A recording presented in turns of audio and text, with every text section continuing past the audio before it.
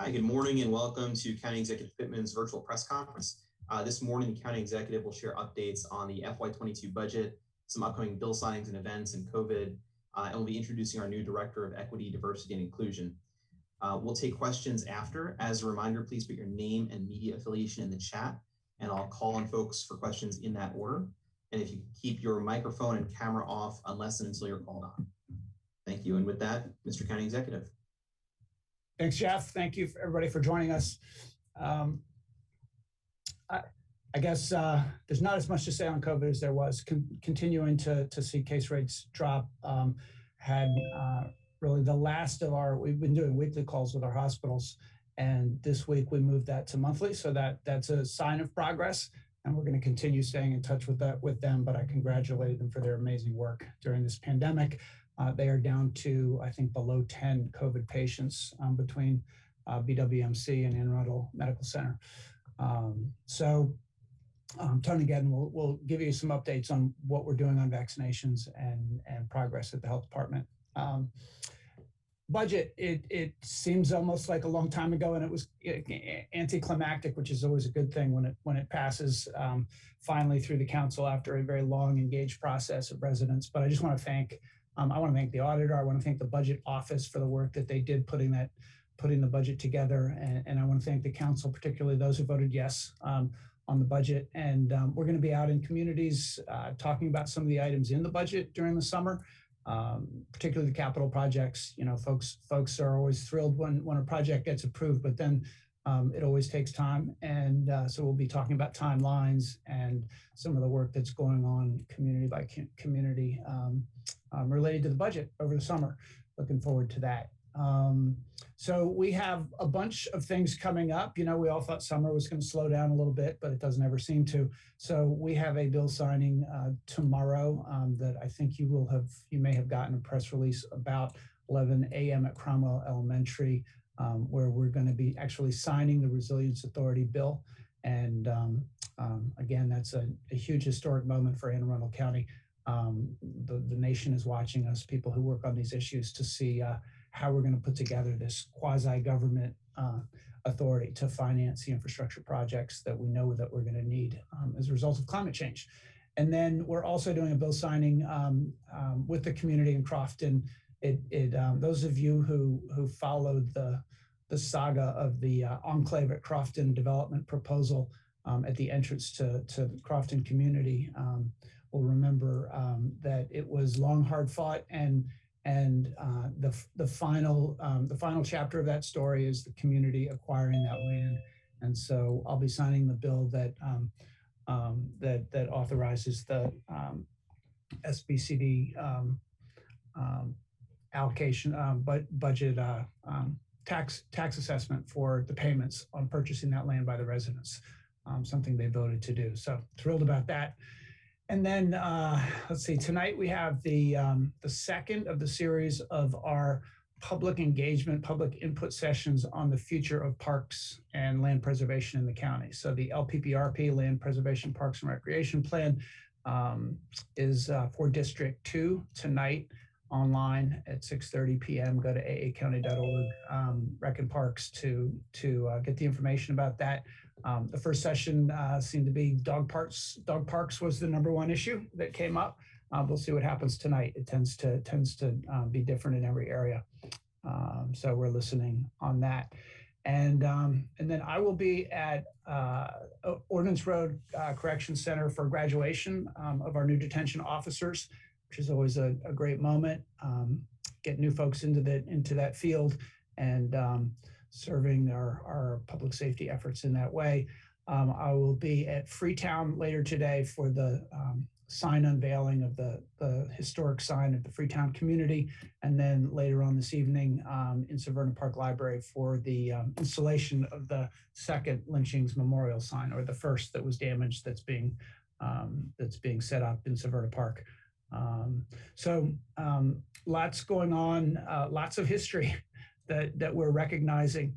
But I also want to, I will introduce to you, and he will speak up in a few minutes, another historic moment, I think, for the county, which is hiring a director of equity, diversity, and inclusion. Pete Hill. You'll see him on the screen, I think, as Richard Hill. He's got both names, but Pete is what he goes by. Has been hired, will be starting next week. And this is a new position, and this is a top level position in our administration. Pete is going to be engaged in a lot of the decisions that we make, whether it's budget, internal issues within county government on diversity, equity, and most importantly, inclusion, we found is an important part of that, and putting together a strategy for the county. We started this work when I came in. We accelerated this work when Anne Arundel County was ranked first in the state for reported hate crime incidents and by the Maryland State Police. And we changed our county slogan at that point from the best place to the best place for all. And we're very serious about the for all part of that. And so the process of hiring for this position was long and arduous. Congratulations, Pete.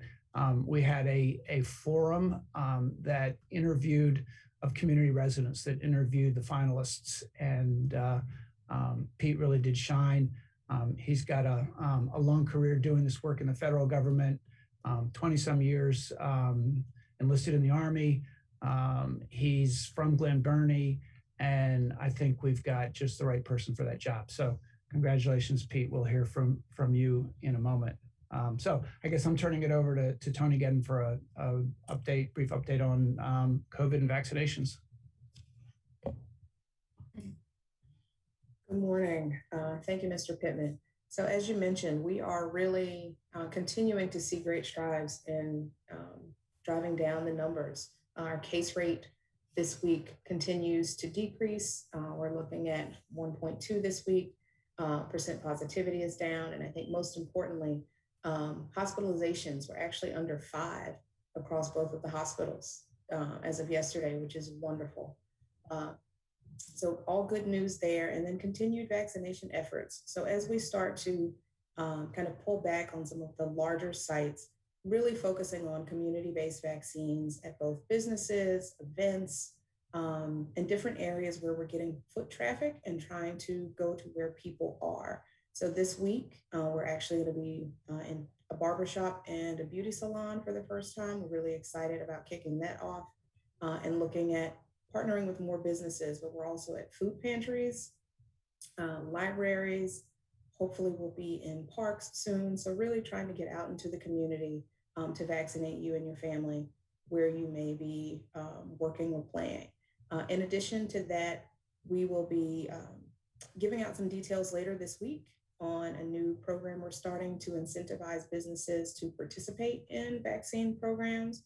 This would be a small incentive to the business and also allow for them to provide some incentives to their customer base, to come in and be seen. So more to come on that, but wanted to let people know that that is coming. And we're really looking forward to having additional partnerships and working throughout the county. Thank you.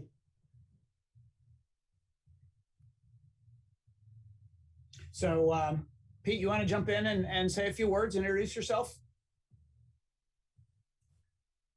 Ms. Pittman, thank you very much for that introduction you did. And yes, I just wanted to say a few words. I was asked when I first signed up, what was my quote?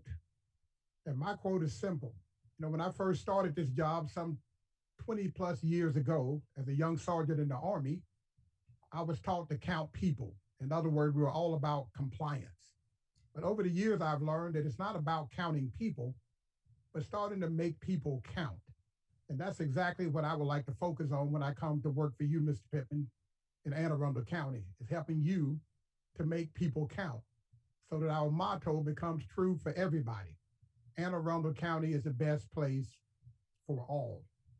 And so that's all I had to say about that at this time, sir. All right. Well, we look forward to getting to work together.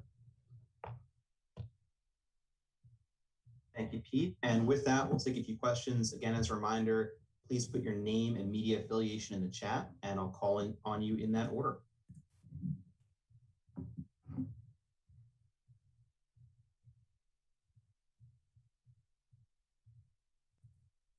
Chase Cook from the Capitol. Hello. Just a quick question. I know the governor is going to be speaking at noon, and I know historically the way this has worked is that we ask you guys before the governor talks if you got any thoughts, and it's usually we're going to wait and see what the governor says. So, as is tradition, any insight on what the governor might say and how that might affect the county, Mr. County Executive? Haven't heard anything, so I don't know how it'll affect the county. We'll be listening alongside you. All right. Well, I will reach out to Jeff after he talks. Thank you, Chase. Rob Lang, WBAL. I'm going to follow up on Chase's question. We have on, I guess, as reliable authority that the governor is going to talk about the state of emergency and possibly lifting it. If Maryland lifts the state of emergency, what are the implications to Anne Arundel County? Well, we've lifted ours, and most of those. It was the restrictions that were made possible by that state of emergency. So the area that I'm most concerned about is, and I'll talk to our team at Anne Arundel Community Development Services, who does eviction prevention, how that might impact any work that we're doing in that area. But I trust that we will continue doing what we're doing, working deals between landlords and tenants to prevent eviction, and that there won't be an impact there. But I have to talk to my team about any other possible implications. There may be others. And do you have a follow-up? Do you have concerns on the governor's decision to end the pandemic unemployment benefits next month? I do have concerns about that.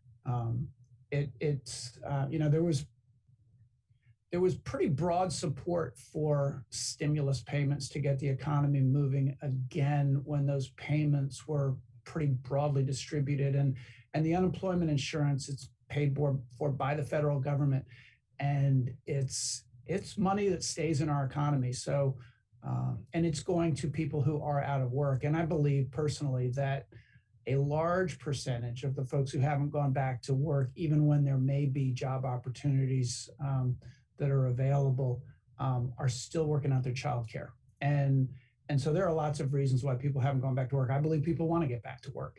And so I just think that pulling the plug on that before September, when the rest of the country or when the federal government is gonna stop those payments, is premature. So I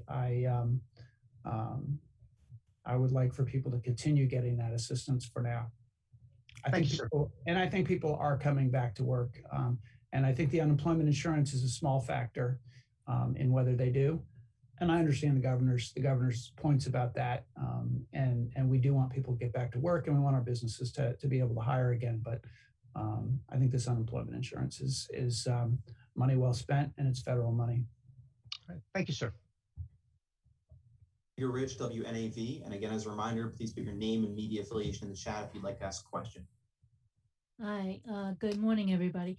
Question I have is tomorrow, a whole bunch of African American and civil rights organizations will be in People's Park to talk about, amongst other things, what happened in Ocean City over the weekend with the police use of force or lack of restraint or not using enough restraint. And I was wondering if you, Mr. County Executive, were going to be one of the participants in tomorrow's event. I'm not even aware of the event, so it's not on my schedule. All right, thank you.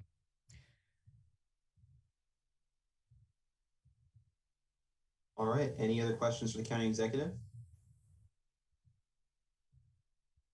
Excellent, thank you all, and see you next week. Thanks, everybody.